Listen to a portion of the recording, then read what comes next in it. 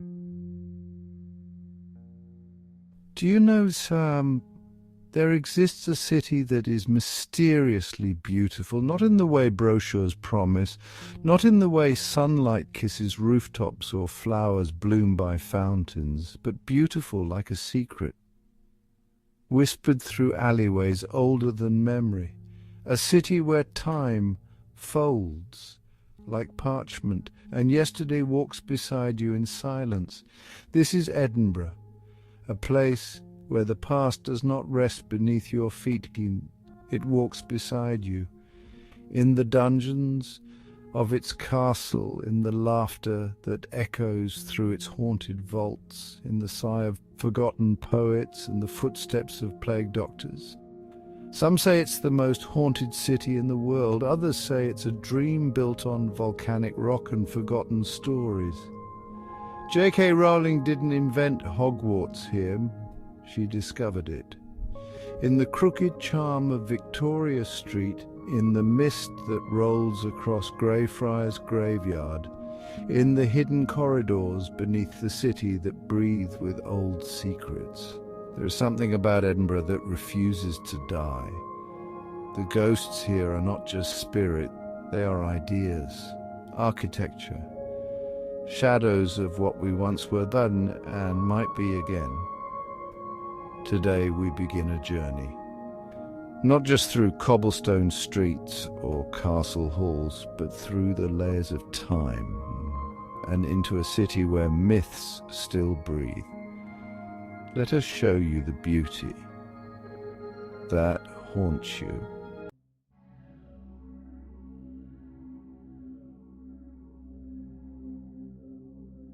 They call it the Royal Mile, a single stretch of cobblestone, but it's no ordinary street.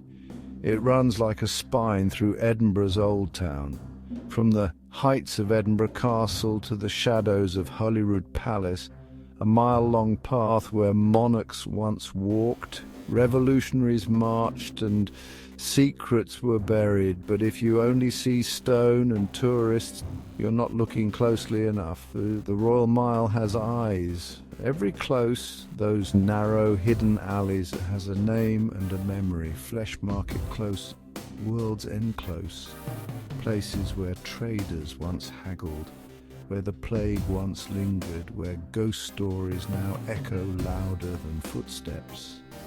In the 1600s, this street was a river of life and death, crowded, filthy, loud, but filled with thinkers, poets, drunkards, spies, and executioners sharpening their blades. Today, the Royal Mile wears a different mask. Bagpipe players serenade the ghosts. Cafes nest inside buildings older than most countries, and beneath your feet there may still be rooms no one dares to open. This street is more than a path. It is a ritual, a walk through centuries, from medieval grime to Enlightenment brilliance. It invites you to feel what modern cities try so hard to forget: the weight of time, the whispers of those who walked before you, the stories that will never leave.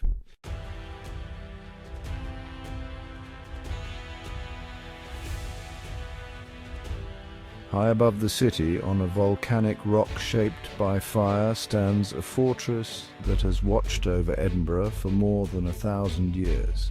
Not quietly, not peacefully, but like a warrior who has never put down his sword. Edinburgh Castle, built not just to defend a kingdom, but to remind the world that Scotland remembers every scar. It has survived 26 sieges, more than any other fortress in Britain. It has seen kings born, queens imprisoned, traitors executed.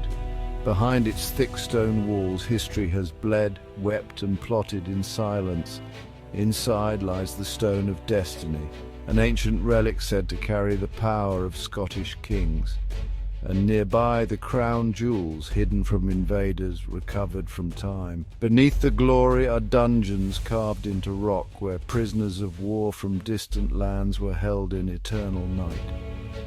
French, American, Spanish, all heard the same wind howling through barred windows. Some carved their names into the doors, others vanished, with only ghosts remaining to speak for them. Today, the 1 o'clock gun still fires, echoing across the city. But it's not just a tourist moment, it's a heartbeat.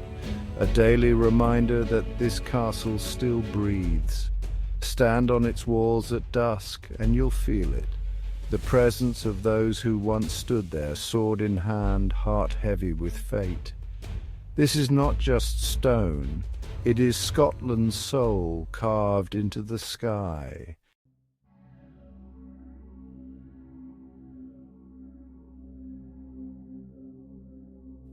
Beneath the footsteps of Edinburgh's busiest streets lies a city buried in silence, a labyrinth of alleyways, homes and rooms, frozen in the moment the world forgot them.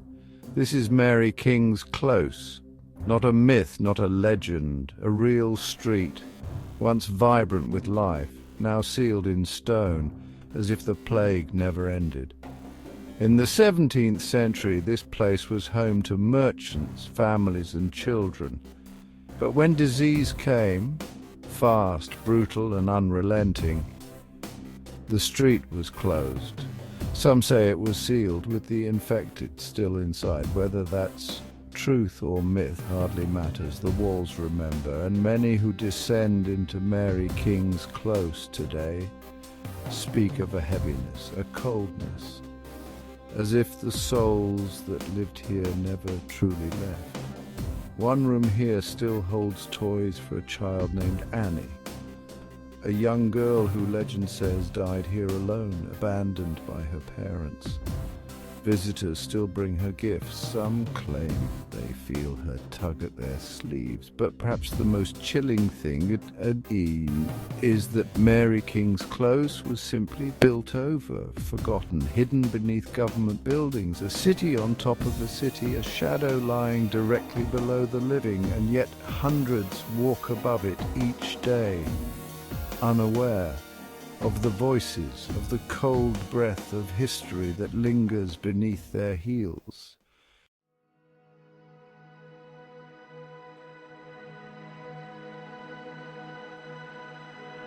If Mary King's Close is the city's forgotten underworld, then Greyfriars Kirkyard is where the dead refuse to be forgotten. In the soft earth of this ancient cemetery lie poets, philosophers, prisoners, and something else. Something the city never speaks of loudly, because it still lingers. People call it the most haunted graveyard in the world, not because of myths, but because the violence here was real. In the 1600s, hundreds of Covenanters, Scottish religious rebels, were captured, starved, and left to rot in pens just outside this graveyard's wall. Their cries echoed across the stones for weeks. The man responsible? Sir George Mackenzie, a judge known as Bloody Mackenzie, buried in a sealed mausoleum just steps away from the men he condemned. But here's where it turns dark. In the 1990s, a homeless man broke into Mackenzie's tomb. Since then, more than 500 paranormal reports have come from this graveyard. Unexplained bruises, scratches, collapses, even exorcisms. They call it the Mackenzie poltergeist. A force so aggressive parts of the graveyard are now locked to the public. And yet, just outside these gates stands the statue of a small dog, Greyfriars Bobby, who guarded his owner's grave for 14 years. Proof that in a place filled with darkness, even loyalty lingers.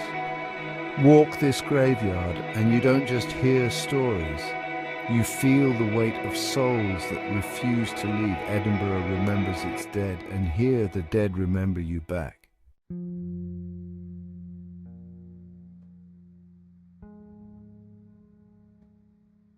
Beneath Edinburgh's cobbled streets, deeper than the pipes and tunnels of modern life, lie vaults that were never meant to be seen again. Carved into the belly of South Bridge, these were once bustling storage rooms, meant to hold goods, tools, tradesmen. But when the city above moved on, the vaults were abandoned, left to the poorest, the desperate, and the damned. In the 1800s, the vaults became a breeding ground for disease, crime, and death. No light, no law, just darkness. Thick, wet, and silent, they say the city filled them with rubble to forget what they had become. But time never forgets, and neither do the things that linger. Visitors today report sudden cold spots, feelings of being watched, even being grabbed by invisible hands. Some faint, others run, and some leave with scratches they can't explain. One vault, known as the Watcher's Vault, is feared even by tour guides. They say a spirit waits there, not to scare you, but to guard something not meant to be seen. Paranormal teams have captured voices, faces, even full apparitions. One investigator swore he saw a man staring from the shadows, a man with no eyes. The vaults were built for utility. They became a tomb, and today they are a wound beneath the skin of the city. Still open, still bleeding.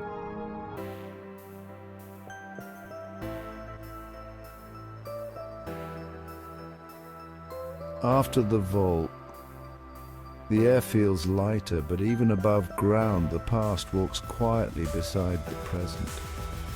Edinburgh is not just haunted, it is also home. To dreamers, to artists, to wanderers who came for a weekend and never left. It's a city where a 200-year-old stone wall might stand next to a glass startup hub, where coffee is served in buildings that once hosted candlelit revolutions. The contrast is never jarring, because Edinburgh doesn't erase its past. It builds around it. It adapts without forgetting. The new town, built in the 18th century, was meant to be a vision of enlightenment, a place for reason, elegance, and order. Straight lines, wide streets, a deliberate response to the chaos and cramped suffering of the old town. Two cities, one heart. One whispers stories into the night, the other looks to the stars and thinks forward. And in the middle, the people. Artists sketching on Arthur's Seat, writers tapping away in candlelit corners, couples laughing down cobbled lanes, locals who know which alley still holds the scent of history. Edinburgh is not a museum, it's not a postcard, it's alive with rhythm, romance and contradiction. A modern mind forever wrapped in a medieval frame.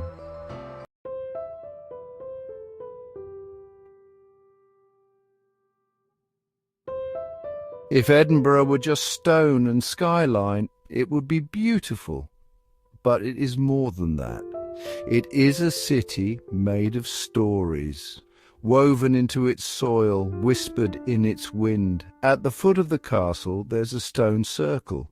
People walk past it every day, not knowing it marks the execution ground of more than 300 accused witches. Burned, hanged, tortured, not for crimes, but for suspicion, for being healers. Midwives, women who were too wise or too strange. The witches' well just outside Edinburgh Castle still trickles water, a quiet memorial to the cruelty once justified by fear. Some say the souls of those women still whisper through the alleyways, especially when storms roll in from the sea. Beneath the Royal Mile runs a secret tunnel, or so the legend goes. No one knew where it led, so centuries ago a young piper was sent in, playing his bagpipes as he walked, so the city above could trace his path. The music echoed, and then it stopped. He was never seen again. Even now, some locals say they hear faint piping beneath their feet on foggy nights, just a few notes, then silence.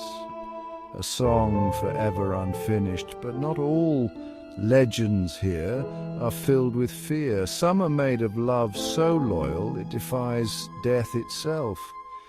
In the 1800s, a Skye terrier named Bobby lost his master, a night watchman buried in Greyfriars Kirkyard. For the next 14 years, Bobby stayed by his grave. Through rain, snow and silence, locals fed him, protected him. And when Bobby himself passed, he was buried just meters away.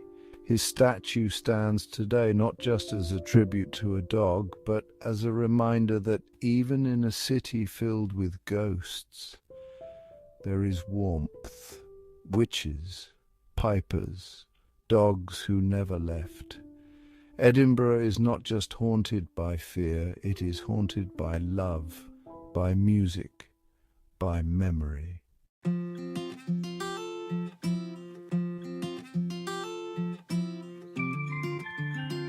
Some cities are born from books, but in Edinburgh, books are born from the city.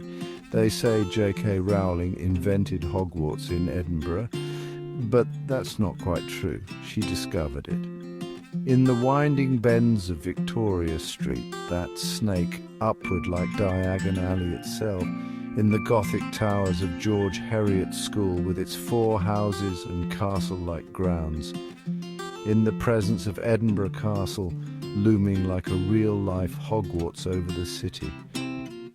She wrote the first words of Harry Potter in local cafes, with a stroller by her side and rejection letters piling up. But around her, the story was already there.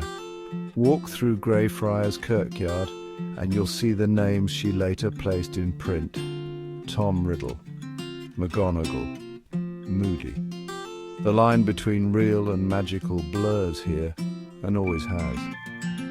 But Rowling is not the first writer Edinburgh raised. She follows giants. Sir Walter Scott, the man who romanticised Scotland for the world.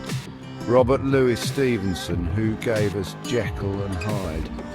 A story born of the city's split personality, the respectable surface, and the secrets buried beneath. Arthur Conan Doyle created Sherlock Holmes here, a detective shaped by Edinburgh's sharp corners and sharper minds. And every year writers still gather for the Edinburgh International Book Festival, the largest of its kind on earth. Proof that storytelling is not a tradition here, it's a way of life.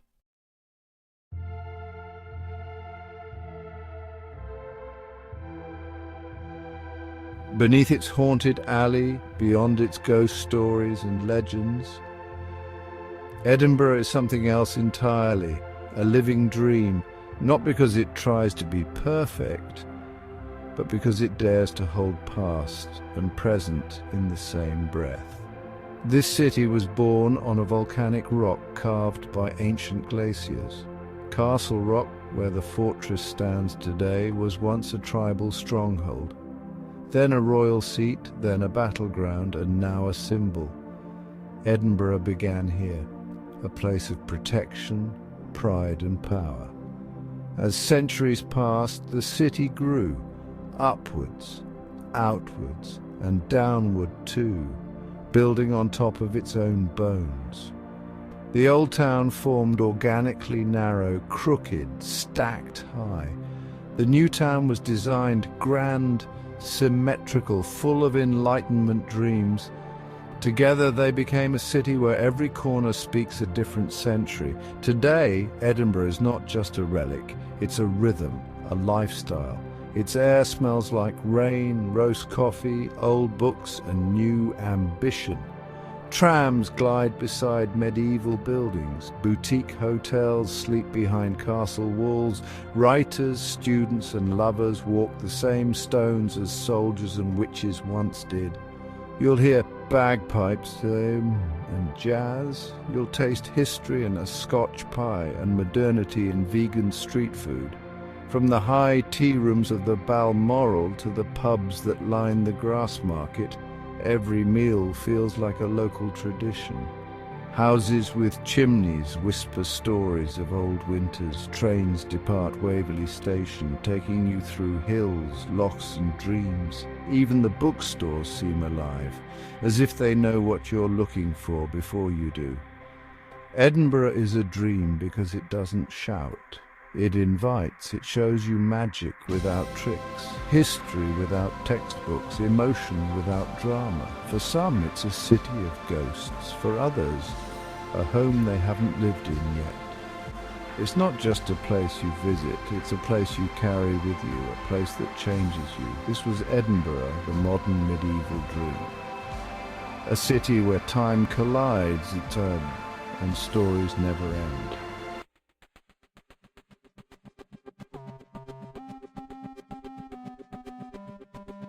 If this city stirred something in you, let it live on, like, share, and subscribe to explore more forgotten wonders of our world. We'll take you there, one story at a time.